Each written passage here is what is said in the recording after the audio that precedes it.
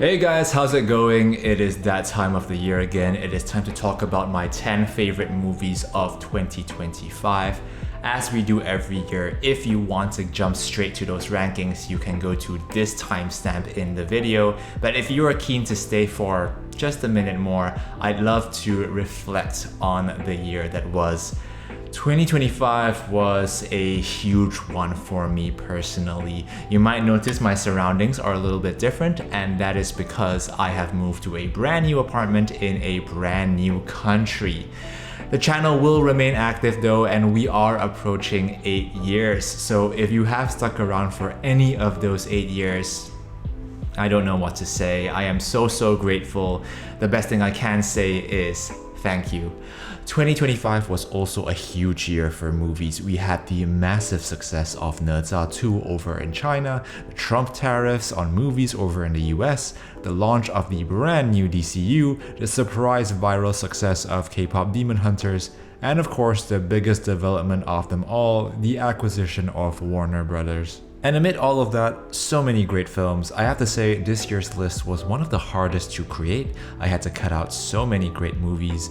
But how does a movie get into my top 10, you ask? Well, I assess movies along 3 dimensions. Filmmaking quality, which are the technical elements, the writing, editing, costume design, sound, etc.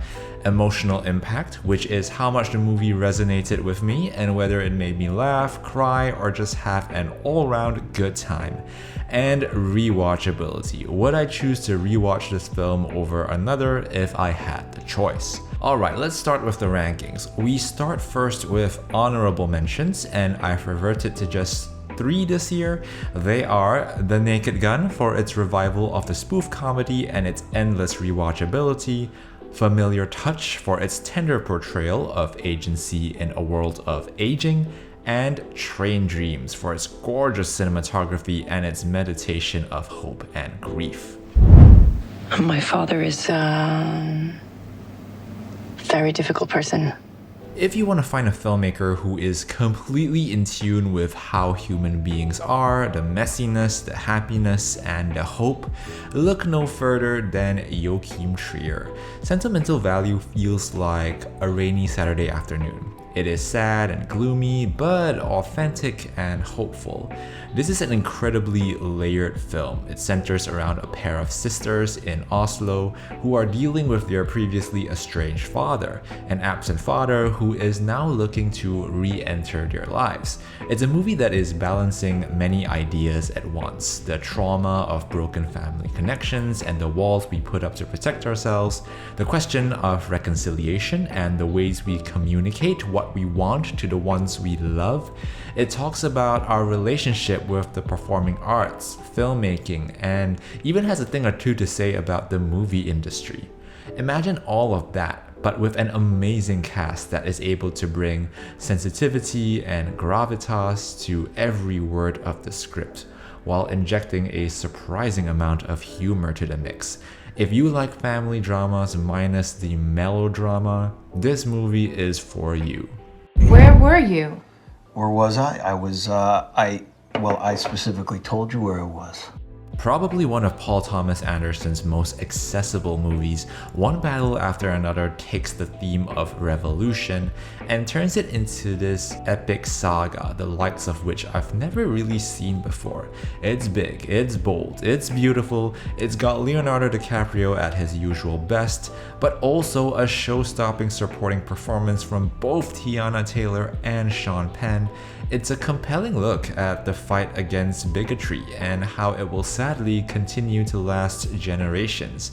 But PTA is really striking a hopeful chord here by showing us that where there is bigotry, there is also unity in those fighting against it.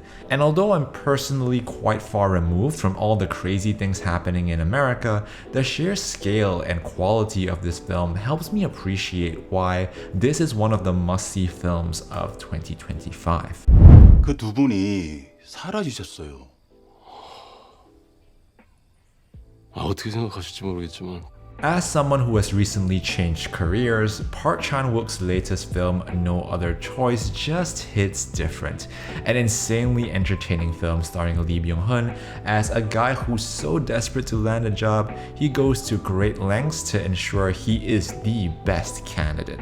No Other Choice is such a well-crafted movie. Its cinematography is amazing and it meshes so well together with the performances and the writing. That writing in particular is so sharp and says so much about modern capitalism and how the corporate world is transforming before our very eyes. It also has what I think is a pretty profound message about how we tie so much of our identities to the work that we do, the careers that we've had, and how that gives rise to this fear of change and just doing something different from what we're used to. If you're in for something stylish, witty, and dark, you're going to love No Other Choice. Hello? Oh, I'm sorry. While I thought the second Knives Out movie was a tad underwhelming, Wake Up Dead Man is a return to form for Rian Johnson. This is everything you want from a murder mystery, the incredible cast with a standout Josh O'Connor performance and Daniel Craig being amazing as always, the fabulous writing with a story that twists and turns, the commentary on greed, pride, and this general perversion of faith that weighs on the minds of our characters. Even the cinematography and lighting creates this epic atmosphere around the whole thing. It's a complete movie that I thought knocked it out of the park. I was on the edge of my seat throughout, and most importantly, I had so much fun. This one requires a couple of rewatches for sure, and if you like whodunit mystery movies, then look no further than the latest in the Knives Out series, a series I hope will continue long into the future. میگم دوز این داروی شاید زیاد بوده کارشو ساخته. نیم ساعت پیش چکش کردم. الان فقط باید منتظر باشی. When you make a film that gets your own country ready to throw you in jail, then you know your movie has something to say, and Jafar Panahi says it with courage in It Was Just an Accident. This is a dark comedy set in Iran.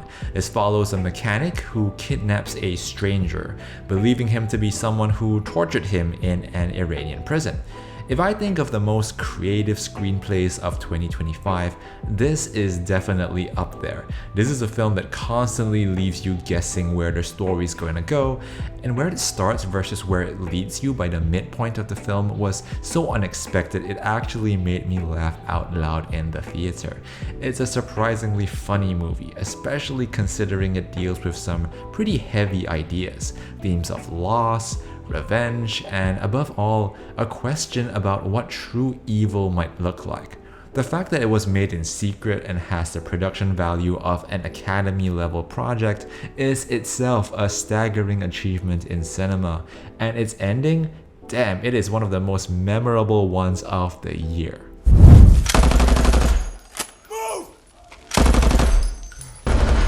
Easily the most tense movie watching experience I've had this year was Alex Garland's Warfare. It is a film that quite literally does what it says on the tin. There's no backstory, no character development per se. It is literally a film depicting warfare. It's a film that pretty much oscillates between conflict and imminent conflict, and I was completely swept up by the whole thing. You know, they say that movies are above all experiential events, and this was from beginning to end an experience. The performances are so raw, the sound design is simply epic, it's visceral, it's violent, it's panic-inducing, and of course it's one of those movies that made me ask the question, what's the point of it all the fighting? I have to believe that Alex Garland was thinking the same thing when he made this, and it's crazy to realize that it's based on a true story as well. If you're looking for one of the most intense thrillers of the year, this is it. You actually live over there. Oh, yes, I live there. Oops. That's okay. Sweet dreams, Gavin. As far as debut films go, Sorry Baby is absolutely devastating in the best way. It's the kind of movie that makes you ask, why does the best performance of the year have to come from just an actor? What if it comes from someone who acted, wrote, and directed the whole thing? Because Eva Victor really makes a case for that kind of award. The film is poignant, heartbreaking, dark, funny, surreal, basically every descriptor you can throw at it, and still none of them do it justice in my opinion. While some films on this list celebrate the joy of being alive, Sorry Baby looks directly at how cruel life can be, especially when we're forced to confront how negative events shape us, sometimes paralyze us. Meanwhile, the rest of the world just keeps moving forward, and what's so brave about Eva Victor's direction is how the movie still manages to laugh in the face of all that pain. Honestly, the less you know going in, the better, but Sorry Baby is one of the best movies of this year. And then we have lost, but heaven has gained. On Becoming a Guinea Fowl introduced me to a part of the world I didn't even realize existed. And it's not just because it takes place in Zambia. It's the people, the customs, the way of life, the way things can feel so unusual, and the shock that things like this happen, not just in less developed parts of the world, but sometimes in our own backyard as well. The film starts with our protagonist finding a dead man in the middle of a road, but what that man represents goes so much deeper. Rengano Nioni directs something that is sometimes hilarious, sometimes infuriating, but always eye-opening. It holds up this incredibly bold, unflattering mirror to a society still holding on to certain beliefs that can shape power, twist power, and even pass down trauma for generations. This is hands down the most unique film I've seen this year, and it's a stunning one. I ain't never used stale grease, and you know Shut up, Annie. Smoke. Don't talk to him. You talking to me right now. Why you can't just walk your big ass up in here without an invite, huh? Sinners is Ryan Coogler's best movie, and that's saying a lot. The movie mixes genres in a way that feels like it's honoring cinema's greatest hits while still doing something totally new and alive. It starts off pretty simple, twin brothers planning a party, but as it unfolds, it becomes a story about freedom, or really the illusion of freedom in a world designed to keep people boxed in. I felt like every character in Sinners was chasing a different version of freedom. Freedom from the mistakes of their past, freedom to love who they want to love, freedom to express themselves in a world that's constantly telling them not to. This is one of 2025's best films, not just because of the ideas it tackles, but because it packages them in an incredible story with knockout performances and some killer music. It really feels like Coogler operating at the peak of his powers. My favorite film of 2025 was honestly quite an unexpected one. It is nowhere near a blockbuster. I am confident that very few people have seen it. It will get 0 Oscar nominations, but when I finished watching this film, I got up from my seat, rushed to my computer, and started producing this video. That was how energized and inspired I was to create. And I knew then that this would be my favorite film of 2025. So, here it is. 我们没钱了，你要去上班。你那么会讲，你怎么不自己去算呢？我还小啊。Left-Handed Girl is a film that completely blew me away. This is independent filmmaking gold and should honestly serve as inspiration to anyone out there interested in making movies. Following a family of 3 women of varying ages struggling to make sense of life in Taipei, director Shi Ching-so gives us the most compelling directorial effort of the year. It's a film that is so many things at the same time. It's a beautifully shot love letter to Taipei. It's a symbol of low-budget filmmaking because the whole thing was shot on iPhones. It's a movie about resilience in the face of crushing expectations. It's a commentary about the traditions we keep about the role of women in society and family structures. It's also a rallying cry from Netflix, saying that they still support amazing films. Oh yeah, I almost forgot, this movie is also co-written and edited by 4-time Oscar winner Sean Baker. I mean, his influence on the energy this film has is so palpable, and it reminds us that life is messy, chaotic, and sometimes just downright depressing. But it's the moments of levity, kindness, and compassion in between that balances off all the bad. And my hope is that when you watch this film, you come out of it with a renewed appreciation for the perfectly imperfect world that we live in.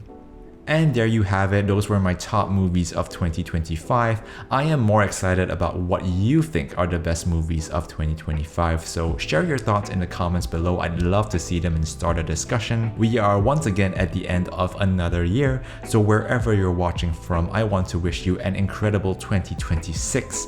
I'll be back with another video soon, so until then, stay safe, stay hyped, and I'll see you next time.